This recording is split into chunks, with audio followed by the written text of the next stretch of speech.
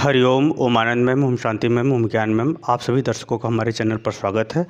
आज हम लोग बीएड फर्स्ट सेमेस्टर के अंतर्गत रविंद्रनाथ टैगोर जी की शिक्षण विधि के विषय में अध्ययन करेंगे। यहाँ शिक्षण विधि का तात्पर्य ये है कि बालकों को सिखाया किस तरह से जाए। तो अगर हम रविंद्रनाथ टैगोर जी की बात करें तो रविंद्रनाथ टैगोर जी एक प्रकृतिवादी विचारक होने के साथ साथ बाल केंद्रित शिक्षा पर ज़्यादा बल देते थे, यानी प्रकृतिवादी बाल केंद्रित शिक्षाविद थे। अर्थात यह प्रत्येक परिस्थिति में या प्राकृतिक परिस्थिति के अंतर्गत वो बालक को स्वतंत्र रूप से उसके गति के अनुसार सीखने की गतिविधियों पर, सीखने की विधियों पर अधिक इन्होंने बल दिया। क्योंकि जिसको शंका का समाधान करना है, जिसको ज्ञान चाहिए, सबकी अपनी अलग अलग क्षमता होती है। जब अलग अलग क्षमता होती है तो सीखने की, समझने की क्षमता भी अलग अलग होती है। इसलिए रविंद्रनाथ टैगोर जी आध्यात्मिक तो थे, परंतु इस प्रकृति में बालक को स्वतंत्र रूप से अपने गति के अनुसार सीखने की बात पर विशेष बल देते थे। आइए हम लोग उनके शिक्षण विधियों को अगर देखेंगे तो प्रत्येक शिक्षण विधि में इस बात को उन्होंने विशेष रूप से बल देते हुए अध्ययन, अध्यापन या शिक्षण पर बल दिया है। इसका ये अर्थ नहीं कि अध्यापक का कोई अर्थ नहीं, अध्यापक का अपना अर्थ है। वह अध्यापक सहयोगी की भूमिका में है, सलाहकार की भूमिका में है, ज्ञानदाता की भूमिका में है, परंतु शिक्षण अधिगम व्यवस्था के अंतर्गत मुख्य भूमिका में विद्यार्थी ही होगा, अर्थात बालक ही होगा। वे गुरु की सफलता या ज्ञान की सफलता विद्यार्थियों के व्यवहार में, अनुभव में, ज्ञान में, क्रिया में जब व्यक्त हो जाए तब मानते हैं। यही कारण है कि वह शिक्षक को गौड़ और विद्यार्थी को प्रकृति के अंदर स्वतंत्र रूप से अपने गति के अनुसार सीखने की प्रक्रिया में मुख्य मानते हैं। आइए इसकी चर्चा हम लोग देखते हैं। इन्होंने पहले शिक्षण विधि पर इन्होंने बल दिया है भ्रमण के समय पढ़ाना। इन्होंने शिक्षण विधि के समय बताया भ्रमण के समय। अब घूम करके कैसे पढ़ाया जाए। जैसे प्रकृति के अंदर अनेक प्रकार के जो व्यवहार हैं, चाहे वो वनस्पति, चाहे जीव जंतु से संबंधित, चाहे समाज से संबंधित, चाहे किसी क्रिया से संबंधित, चाहे किसी स्थान से संबंधित, या आध्यात्मिक केंद्रों के रूप में जो मंदिर हैं या विशेष स्थान है, प्राकृतिक सौंदर्य है, या जो भी है, उसको उन्होंने ये कहा कि जब तक व्यक्ति अपनी निगाहों से न देखे, उसका स्पर्श न करे, उस स्थिति का वह आभास न करे, तब तक वह अस्थायी रूप से उसके प्रति प्रेम या उसके प्रति सुरक्षा या उसके प्रति आदर या उसके प्रति अपने दायित्वों को नहीं समझ सकता।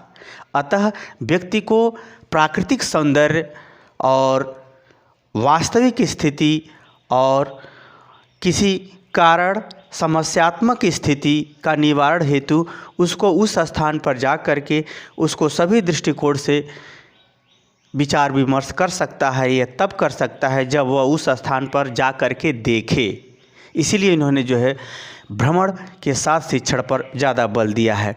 आप वास्तव में प्राकृतिक सौंदर्य या परिस्थितियों को जब आप करीब से देखेंगे तो अलग मानसिकता, अलग सोच, अलग समस्या का समाधान के रूप में आपके अंदर भी विचार बनेंगे। अतः इन्होंने जो दिया है, जैसे प्रोजेक्ट के जो कार्य किए जाते हैं, जैसे आप लोग प्रैक्टिकल करते हैं रसायन विज्ञान में, तो कितने करीब होते हैं, उसके वास्तविक स्थिति को अपनी निगाहों से देखते हैं तो ज़्यादा अस्थायी ज्ञान होता है। उसी तरह से इन्होंने अस्थायी ज्ञान के लिए और प्राकृतिक महत्व के लिए, वास्तविक समाधान के लिए इस विधि पर ज़्यादा बल दिया है। तो इसमें भी क्या है, अब बालक क्या है, उस स्थान पर जाने के लिए स्वतंत्र है या अध्यापक उसको उस स्थान पर ले जाए, यानी प्राकृतिक में भी व्यक्तिगत ज्ञान के लिए स्वतंत्रता का इन्होंने इसमें भी ख्याल रखा है। दूसरा, अगर हम ध्यान देखें, वाद विवाद में प्रश्नोत्तर विधि। जैसे आप जब कभी गुस्से में होते हैं तो आप अपनी अंदर की छिपी हुई बात भी बोलते हैं। तो वाद विवाद में क्या होता है, जब कोई प्रश्न करता है तो बालक प्रतिस्पर्धा में आता है तो वह उससे भी और मानसिक जोर लगा करके व्यक्त करता है उसकी बात को। ये अलग बात है कि कौन जीतेगा कौन हारेगा। तो वाद विवाद में आदमी के आंतरिक उलझने या आंतरिक ज्ञान या आंतरिक सोच बाहर उभर के आती है, तो जिससे हर तरह से उसका समस्या का समाधान होता है। वही दूसरे तरफ एक और विधि का इन्होंने व्यक्त किया है, प्रश्नोत्तर विधि, यानी प्रश्न पूछने की विधि से। जैसे आप लोग सामान्य रूप में कि मैं फिल्मी गाना गा रहा हूँ, जो जहाँ शब्द खत्म होगा वहाँ से उस शब्द से आपको गाना होगा। उसी तरह से प्रश्नोत्तर विधि का अर्थ होता है कि एक पक्ष, दो पक्ष, तीन पक्ष बना दिए जाते हैं, सभी पक्ष एक दूसरे से प्रश्न करते रहते हैं, तो उसमें गूढ़ से गूढ़ प्रश्न सामने आते हैं। तेज से तेज विद्यार्थी प्रश्न करते हैं तो सामान्य विद्यार्थी भी उसको सुन के याद कर लेते हैं, यानी सामान्य विद्यार्थी भी विशेष ज्ञान इस प्रश्नोत्तर विधि और वाद विवाद विधि के माध्यम से कई बार दोहराते हुए प्राप्त कर लेते हैं। तो यहाँ पर भी इन्होंने प्रकृति के अंदर बालक के आंतरिक एवं गूढ़ सोच, गूढ़ ज्ञान के प्रति भी इस माध्यम से वह सिखाने पर बल देते हैं।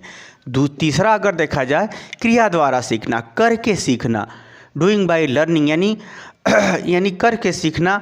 करके जब कोई आदमी कोई भी काम जब करने लगता है तो जब वो हर क्रिया के प्रत्येक गतिविधि से, प्रत्येक क्रम से, प्रत्येक प्रभाव से, प्रत्येक परिवर्तन से, प्रत्येक परिणाम से वाकिफ़ हो जाता है। जब वाकिफ़ हो जाता है तो वह क्रिया के प्रत्येक स्तर पर होने वाले गड़बड़ियों को सुधार भी सकता है, होने वाली गड़बड़ियों को भाप सकता है, समझ सकता है और उसका जल्दी से जल्दी निवारण भी करा सकता है या कर सकता है। तो हम ये बात करें तो क्रिया के द्वारा जो हम जैसे खाना अगर हम लोग बनाते हैं, जो भोजन हम लोग बनाते हैं, तो उस भोजन बनाने की जो प्रक्रिया है वह हम धीरे धीरे अपने स्मृति और अपने अनुभव में धारण कर लेते हैं। और विपरीत परिस्थिति या अन्य परिस्थितियों में हम क्या करते हैं, वैसा व्यवहार करने में या उस कमी को पहचानने में हम देरी नहीं करते।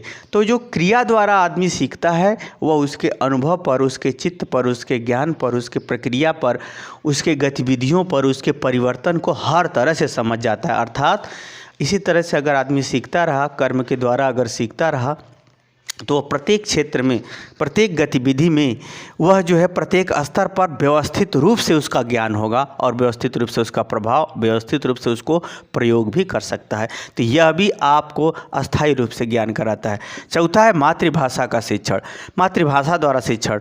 मातृभाषा, इन्होंने ये जान लीजिए कि चाहे कोई कितना हो भाषा अधिक जान जाए, लेकिन मातृभाषा में जो उसको ज्ञान होगा, क्यों मातृभाषा का ज्ञान प्रभावशाली होता है कि मातृभाषा में संवेगों का ज़्यादा संवेगात्मक अर्थ भी आदमी के अंदर प्रवेश करता है। और यही कारण है कि कोई कितना हो भाषा जान जाए, लेकिन अपनी मातृभाषा में जब वो संगीत सुनता है तो उसे विशेष रुचि और आनंद मिलता है। तो जो मातृभाषा होती है उसमें हम किसी भी बात को अस्थायी रूप से शंका समाधान करते हैं तो ज़्यादा देर तक, ज़्यादा दिन तक, ज़्यादा अस्थायी रूप से मन, मस्तिष्क और व्यवहार में बना रहता है। तो इसलिए मातृभाषा सभी भाषाओं का एक प्रकार से सभी भाषाओं पर भारी पड़ता है, जानने के लिए, पहचानने के लिए, अनुभव करने के लिए, संगीत के लिए, सोचने समझने के लिए।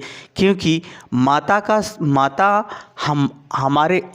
अपने गर्भावस्था में ही संवेगात्मक रूप से भाषाओं का विकास गर्भावस्था से ही करती रहती है। इसी कारण से मातृभाषा में जो है सबसे ज़्यादा आपको अस्थायी रूप से ज्ञान और विश्वसनीय ज्ञान और शंका समाधान के रूप में ज्ञान प्राप्त होता है।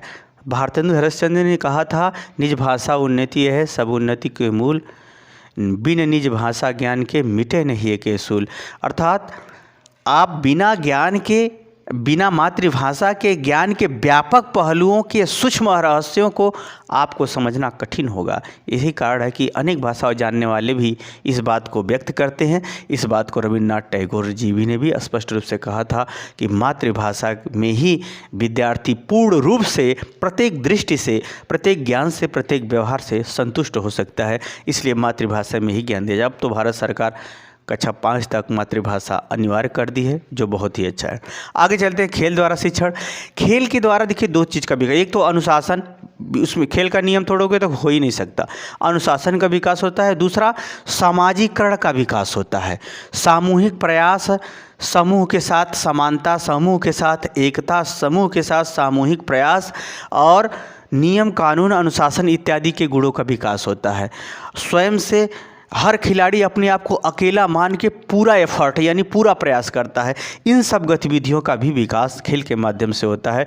इस विधि पर भी रविन्द्रनाथ टैगोर जी ने काफ़ी बल दिया है, यानी खेल के द्वारा अनुशासन का विकास, समाज का विकास, सामूहिक सोच का विकास, समाज में व्यक्तिगत अंतिम रूप से प्रयास करने वाली प्रवृत्ति का विकास इत्यादि भी होता है।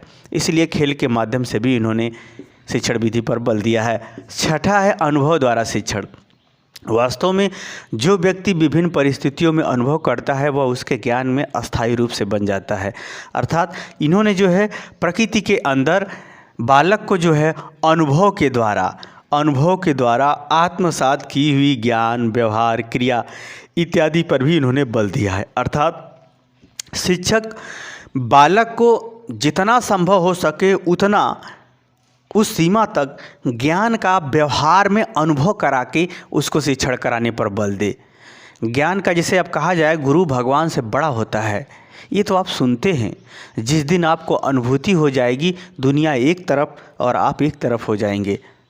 ये जान लीजिए कि जैसे जिस गुरु पे कुछ लोग शंका करते हैं तो उनका ज्ञान भी शंका ही वाला होता है।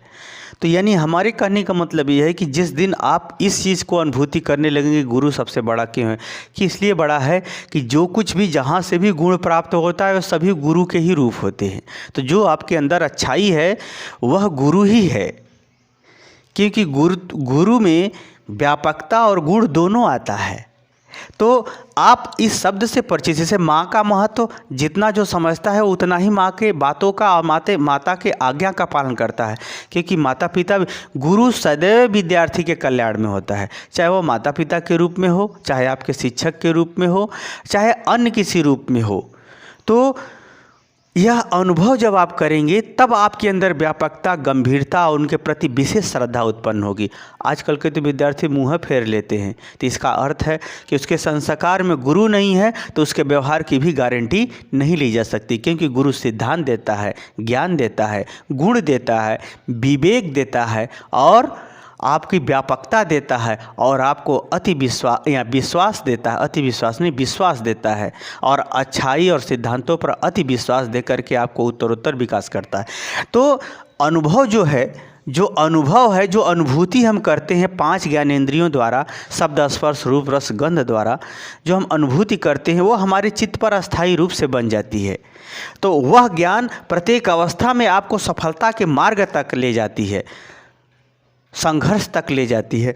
तो उन्होंने कहा प्रत्येक जितना संभव हो सके विद्यार्थी को अनुभूति के माध्यम से सिखाना चाहिए, क्योंकि वह अनुभूति का जो ज्ञान होगा वह अस्थायी रूप से होगा, विवेक को जन्म देता है और वह विवेक उसको उस अवस्था में, उस कार्य के लिए, उस गतिविधि में उसे सफलता तक, उसको व्यापक दृष्टिकोण तक ले जाता है, बताता है, समझाता है, धारण कराता है, सफल बनाता है। इस प्रकार इन 6 प्रमुख विधियों के माध्यम से प्रकृति के अंदर बालक को स्वयं के अनुभव और ज्ञान के साथ अस्थायी रूप से विकास की प्रवृत्ति का निर्माण करने के लिए परम आवश्यक है। इसीलिए इन्होंने प्रकृति के अंतर्गत बाल केंद्रित शिक्षा पर विशेष बल दिया है। मुझे उम्मीद है कि आप समझ गए होंगे कि रविन्द्रनाथ टैगोर जी ने किन सूक्ष्म बातों को ध्यान में रखते हुए इन शिक्षण विधियों के माध्यम से सिखाने पर बल दिया है।